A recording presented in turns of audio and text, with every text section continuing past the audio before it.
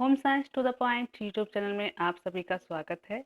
Class 7th की video number 6 में आज हम पढ़ेंगे लेसन नंबर 3 पोषक तत्व और पोषण। इससे पहले की वीडियो में 2 लेसन पढ़ाए जा चुके हैं। यदि आपके छूट गए हैं तो आप चैनल की प्लेलिस्ट में जाकर वहां से प्राप्त कर सकते हैं। आज का पहला प्रश्न है, आहार में मुख्य रूप से पाए जाने वाले पौष्टिक तत्वों का वर्णन कीजिए। भोजन में पाए जाने वाले वे तत्व जो हमारे शरीर को स्वस्थ एवं निरोग बनाए रखते हैं पोषक तत्व कहलाते हैं।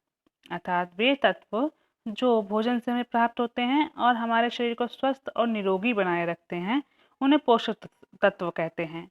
भोजन में कार्बोहाइड्रेट, प्रोटीन, वसा, विटामिन, खनिज लवण लवण तथा जल आदि पोषक तत्वों का होना अनिवार्य है। हमारे भोजन से हमको कार्बोहाइड्रेट, प्रोटीन, वसा, विटामिन एवं खनिज लवण तथा जल आदि पोषक तत्व प्राप्त होते हैं। अर्थात पोषक तत्व कितने होते हैं? पोषक तत्व 6 होते हैं। कौन कौन से? कार्बोहाइड्रेट, प्रोटीन, वसा, विटामिन, खनिज लवण और जल। कार्बोहाइड्रेट कार्बन, ऑक्सीजन तथा हाइड्रोजन से मिलकर बना होता है।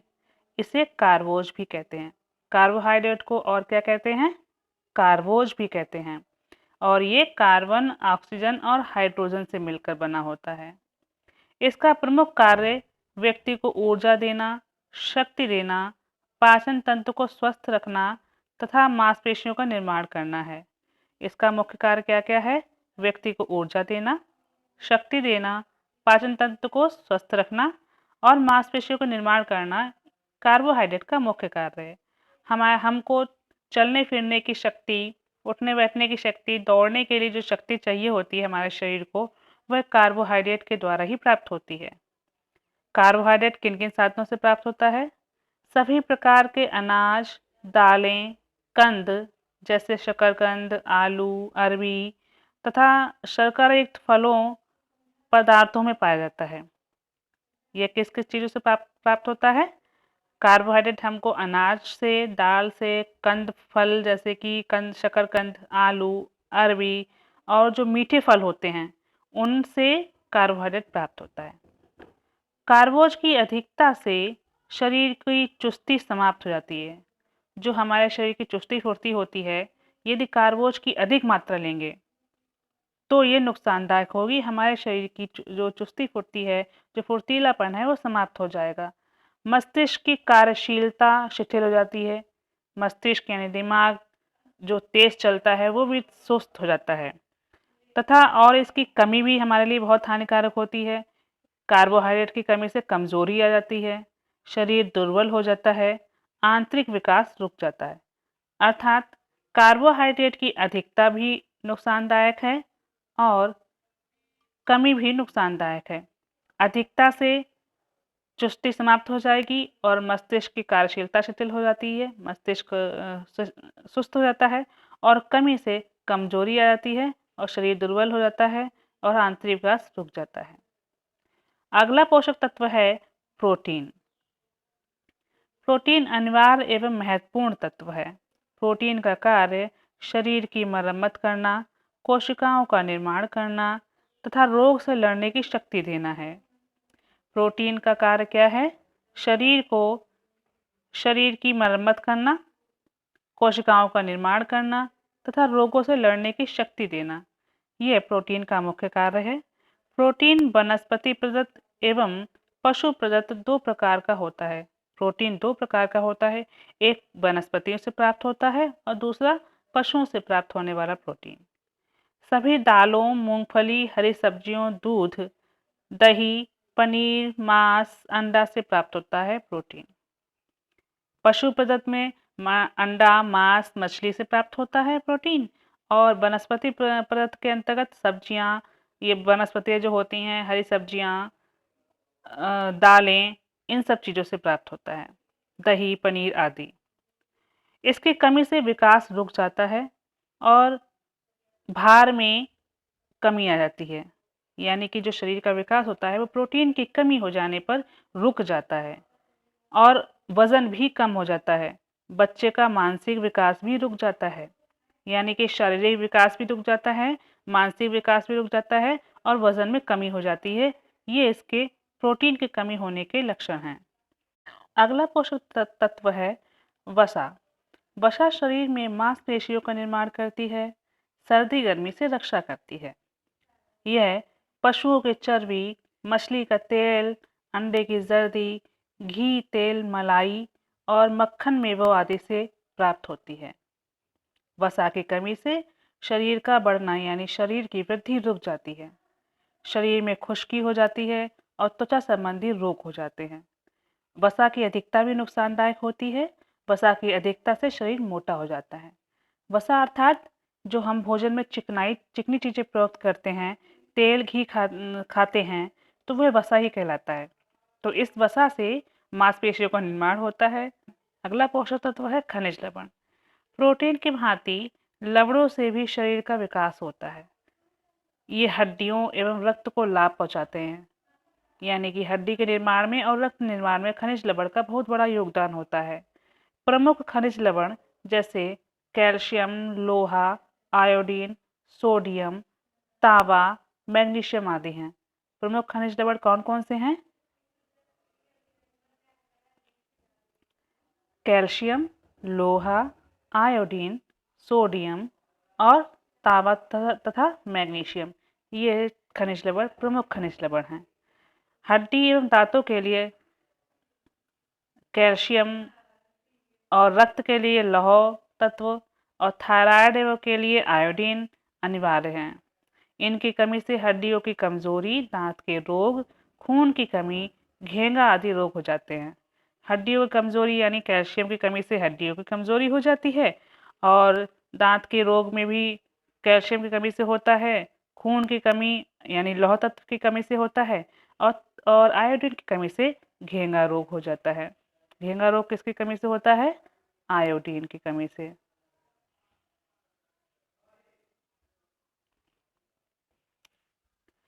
अगला तत्व है विटामिन। विटामिन को जीवनीय तत्व कहा जाता है, यानी कि विटामिन को जीवन तत्व भी कहा जाता है। यह हमारे जीवन के लिए बहुत अधिक आवश्यक हैं। इनका कार्य शरीर में रोग के कीटाणुओं से लड़ने की शक्ति उत्पन्न करना है। विटामिन का कार्य क्या है? शरीर को जो रोग वाले कीटाणु हैं उनसे लड़ने की शक्ति उत्पन्न करता है। प्रमुख विटामिन होते हैं ए, बी, सी, डी, ई के। प्रमुख विटामिन कौन कौन से होते हैं? ए, बी, सी, डी, ई, के। कितने होते हैं? 4, 2, 6। प्रमुख विटामिन 6 होते हैं, ए, बी, सी, डी, ई, के। ये हमें हमारे शरीर को विभिन्न रोगों से बचाते हैं और ये विटामिन दूध, दही, पनीर, हरी सब्जियों और फलों में पाए जाते हैं। पीले फलों से विटामिन ए पाया जाता है, ठीक है। और विटामिन बी सी जो है रसीले फलों से पाया जाता है। विटामिन डी आपका सूर्य की किरणों से पाया जाता है। विटामिन के पालक आदि से प्राप्त होता है। विटामिन ई चिकनी चीज़ों में पाया जाता है। तो यह सभी हमें दूध, दही, पनीर, हरी सब्जी और फलों से प्राप्त हो जाते हैं। अगला पोषक तत्व है जल। जल शरीर में भोजन को पचाने के लिए रक्त को पतला व तरल रखता है। जल का प्रमुख कार्य क्या है? भोजन को पचाता है और हमारे शरीर का जो रक्त होता है, जो खून होता है, उसको पतला और तरल लिक्विड रूप में रखता है, जो कि हमारे शरीर में खून को जमने से बचाता है। वह मल मूत्र एवं पसीने के रूप में बाहर निकल जाता है। नेक्स्ट क्वेश्चन है, भोजन के पौष्टिक तत्वों का ज्ञान होना क्यों आवश्यक है?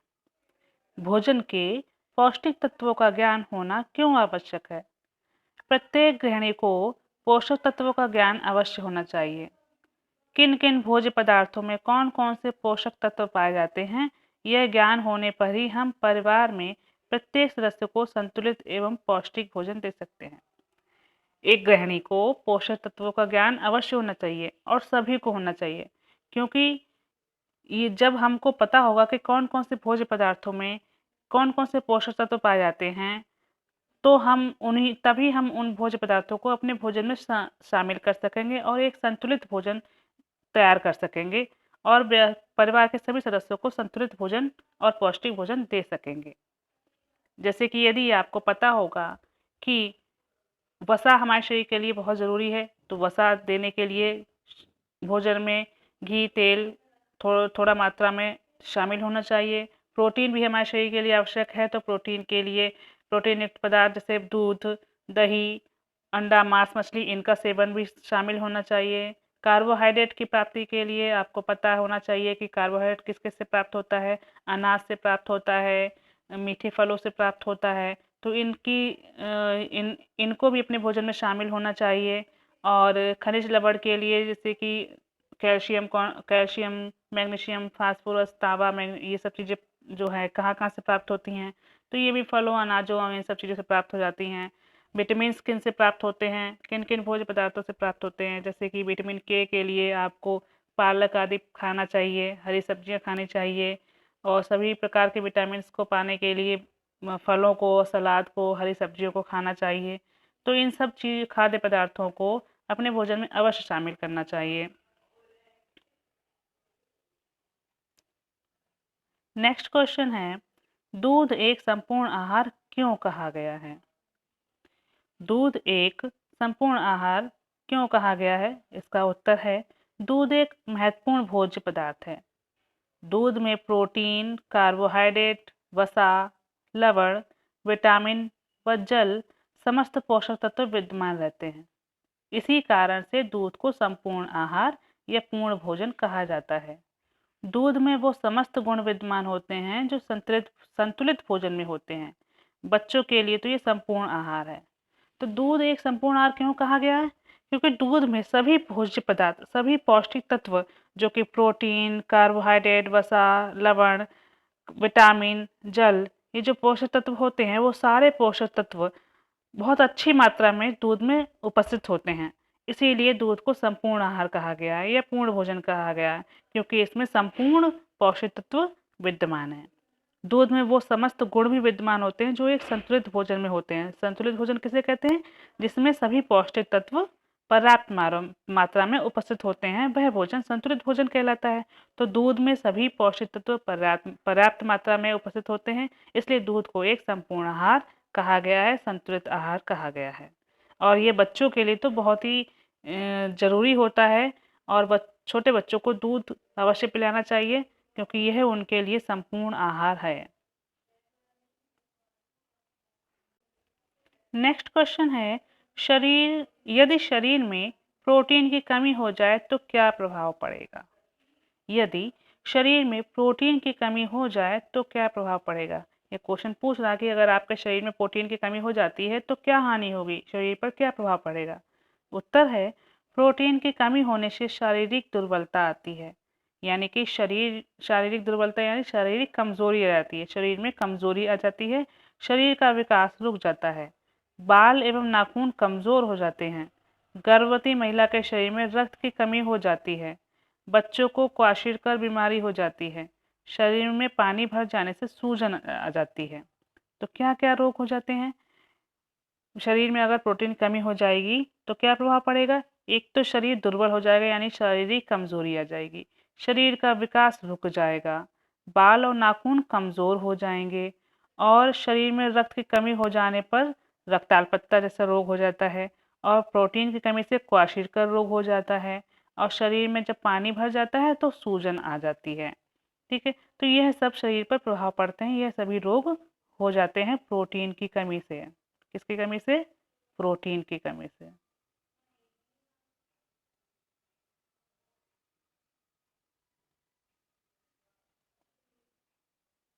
नेक्स्ट क्वेश्चन है, शरीर के लिए हरी सब्जियां व फलों का सेवन क्यों आवश्यक है? हमारे शरीर के लिए हरी सब्जियां और फलों का सेवन क्यों आवश्यक है? उत्तर है, हरी सब्जियों में प्रोटीन, विटामिन, खनिज लवण जैसे पोषक तत्व पाए जाते हैं। फलों में विटामिन एवं खनिज लवण जैसे लाभप्रद तत्व पाए जाते हैं, इसलिए इनका सेवन शरीर के लिए लाभप्रद होता है। मतलब हरी सब्जियों और फलों का सेवन इसलिए आवश्यक है क्योंकि इसमें प्रोटीन, विटामिन, खनिज, लवण ये इतने अच्छे पोषक तत्व पाए जाते हैं, इसलिए इनकी प्राप्ति के लिए हमारे भोजन में इन पोषक तत्वों की प्राप्ति के लिए हमारे भोजन में सब्जियों एवं फलों का सेवन आवश्यक हो जाता है। सब्जियों के लिए हरी सब्जियां और फलों को खाना चाहिए, जिससे कि हमारे शरीर को विटामिन, प्रोटीन और खनिज लवण प्राप्त होंगे। आज का अंतिम प्रश्न है, जल शरीर के लिए क्यों आवश्यक है? जल हमारे शरीर के लिए बहुत महत्वपूर्ण है, बहुत ज़्यादा ज़रूरी है। शरीर में जल की मात्रा 60 से 70% तक होती है। जल का कार्य भोजन को घुलनशील बनाना, शरीर के अनावश्यक पदार्थों को पसीने व मूत्र के रूप में बाहर निकालना, विभिन्न पोषक तत्वों को शरीर के अंगों तक पहुंचाना, ये इसके कार्य हैं। शरीर में उपस्थित जल त्वचा को नर्म, मुलायम एवं कांतिवान बनाते हैं। तो जल के क्या कार्य हैं? जल हमारे शरीर के लिए बहुत ज़्यादा आवश्यक है, क्योंकि हमारे शरीर में इसकी मात्रा 60 से 70% तक होती है और इसका मुख्य कार्य होता है भोजन को घुलनशील बनाना। भोजन को जो घुलनशील बनाता है तभी भोजन पच पाता है और उसको हमारे शरीर को पचाना आसान होता है। शरीर के जो अनावश्यक पदार्थ होते हैं, जो कीटाणु वगैरह होते हैं, वो सब पसीने और मूत्र के रूप में बाहर निकल जाते हैं और विभिन्न पोषक तत्व जो होते हैं शरीर के अंगों तक पहुँचते हैं। जो विभिन्न पोषक तत्व होते हैं जो हमें भोजन से प्राप्त होते हैं, वो शरीर के अन्य अंगों तक जल के द्वारा ही पहुँचाए जाते हैं और शरीर के में जो जल उपस्थित होता है, उसी जल से ही हमारी त्वचा जो है नर्म रहती है, मुलायम रहती है और उस पर एक चमक यानी कांतिवान रहती है। यदि पानी, जैसे आपने देखा होगा, जब पानी अगर कम हो पीते हैं तो होंठ फटने लगते हैं, होंठों पर पपड़ियाँ जम जाती हैं, होंठ मुलायम नहीं रहते हैं, त्वचा भी बहुत खुरदरी हो जाती है और बाल भी बहुत रूखे सूखे हो जाते हैं। तो इसलिए शरीर में जल की मात्रा लेना बहुत आवश्यक हो जाता है। अगर जल नहीं लेंगे, जल की पर्याप्त मात्रा नहीं लेंगे, जल अच्छी मात्रा में नहीं पिएंगे तो त्वचा जो है रूखी सूखी हो जाएगी, उसकी चमक चली जाएगी। तो जल क्या करता है? त्वचा को नरम रखता है, मुलायम रखता है और कांतिवान रखता है। अब समय है गृह कार्य प्रश्न का। आज का गृह कार्य प्रश्न है, भोजन के पौष्टिक तत्व कौन कौन से हैं, विस्तार से बताएं। और कमेंट बॉक्स प्रश्न है, ऊर्जा प्रदान करने वाला पौष्टिक तत्व कौन सा है? इन सभी प्रश्नों का उत्तर आपने कॉपी में लिखिएगा और कमेंट बॉक्स प्रश्न का उत्तर नीचे कमेंट बॉक्स में लिखकर भेजिएगा।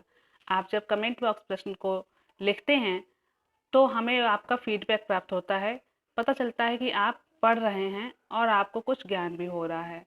और वीडियो को लाइक भी कर दिया कीजिए और शेयर भी कर दिया कीजिए, जिससे कि हमको अच्छा लगेगा और वीडियो बनाने में और भी मज़ा आएगा। आज के लिए बस इतना ही, फिर मिलेंगे अगले वीडियो में। अगर आपका कोई क्वेश्चन है, कोई सवाल है तो आप नीचे कमेंट बॉक्स में लिखकर पूछ सकते हैं। और लेक्चर को अच्छे से समझने के लिए वीडियो को बार बार देखिएगा और अच्छे लगे तो लाइक ज़रूर कीजिएगा। और लगातार वीडियो पाने के लिए अगर आपने चैनल को अभी तक सब्सक्राइब नहीं किया तो सब्सक्राइब कर लीजिएगा, साथ में लगे बेल आइकन को भी दबा देना, जिससे कि आपको नोटिफिकेशन मिलता रहेगा और कोई भी वीडियो आपकी मिस नहीं होगी। वीडियो को अपने दोस्तों को ज़्यादा शेयर कीजिए, जिससे कि उनकी भी हेल्प हो सके और उनकी भी पढ़ाई हो सके। Thanks for watching.